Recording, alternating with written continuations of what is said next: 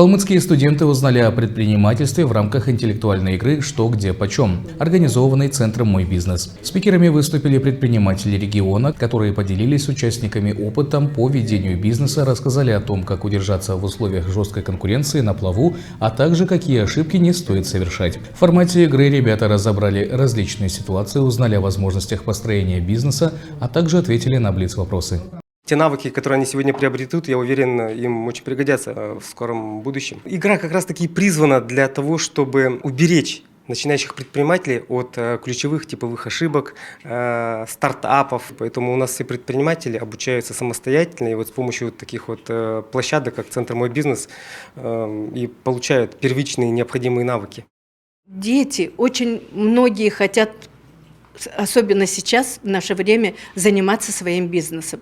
Это и самозанятыми, и открывать ИП. Поэтому, конечно, у них горят глаза, они хотят этим заниматься. И с удовольствием пришли на эту деловую игру.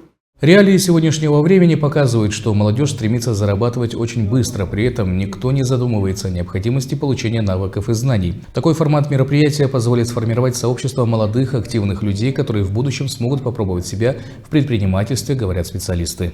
Первый раз участвую в игре, все нравится, атмосфера, вопросы, все очень классно. Спасибо за возможности моему бизнесу Республика Калмыкия, что представляете студентам участвовать в таких играх. Мне понравился больше первый тур. Мы с ребятами попытались разобрать все и найти правильные ответы. И я надеюсь, что мы все ответили правильно и то, что мы победим.